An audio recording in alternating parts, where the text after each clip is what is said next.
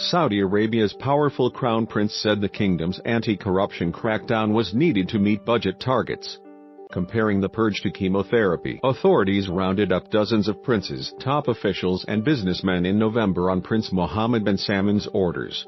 With many confined and interrogated at Riyadh's glitzy Ritz-Carlton Hotel, most detainees, including global investor Prince Alwaleed bin Talal, were released after being exonerated or reaching financial settlements with the government, which says it arranged to seize more than $100 billion through such deals. Scroll down for video. The huge sum, if it is successfully recovered, would be a big financial boost for the oil-dependent nation, which has seen its finances strained by low crude prices. The state budget deficit this year is projected at 195 billion riyals, $52 billion.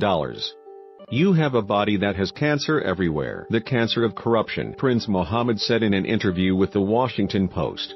You need to have chemo, the shock of chemo, or the cancer will eat the body. The corrupted princes were a minority, but the bad actors got more attention. It harmed the energy of the royal family, Prince Mohammed said in the interview. He maintained support from the royal family despite internal divisions that have occasionally spilled into public, such as when 11 princes were arrested last month for allegedly protesting against the government cutting payment of their utility bills. His ambitious reform agenda, which is popular with much of Saudi Arabia's burgeoning youth population, faces resistance from some of the old guard more comfortable with the kingdom's traditions of incremental change and rule by consensus. Critics decry the campaign as a shakedown and power play by the 32-year-old heir to the throne, who is aiming to wean Saudi Arabia off reliance on oil revenues and modernize the deeply conservative kingdom by sponsoring public concerts and lifting bans on cinemas and women driving. Only a handful of specific allegations against those detained in the corruption crackdown have been revealed. The Attorney General has said 56 people remain in custody. They are believed to have been moved to prison after refusing to admit wrongdoing and may end up in court.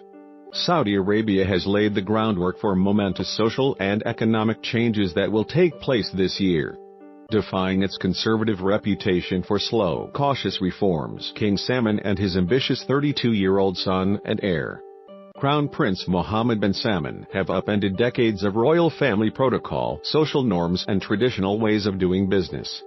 They bet instead on a young generation of Saudis hungry for change and a Saudi public fed up with corruption and government bureaucracy. There is also a need to cut a budget deficit of at 195 billion riyals, $50 billion, caused by collapsing oil prices. The world's biggest oil exporter had previously been able to rely on income from it to spend lavishly to maintain its population's standard of living and subsidize the extravagant spending of its royal princes. The clampdown on corruption that has seen 200 officials detained, including one of King Abdullah's sons, former National Guard Chief Prince Mohammed bin Abdullah. He was released last month after agreeing to pay back the government $1 billion, hand in hand with economic reforms.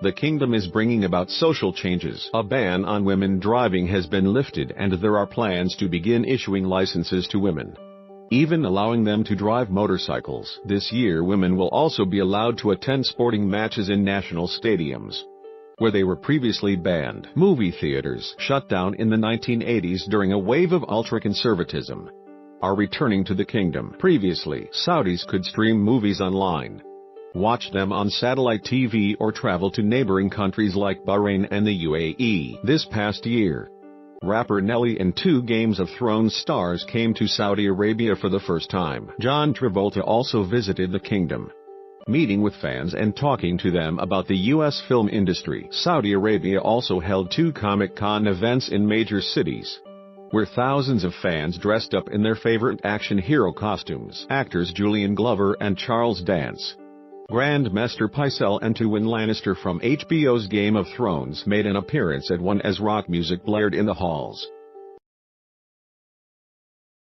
Tell me where the freaks at.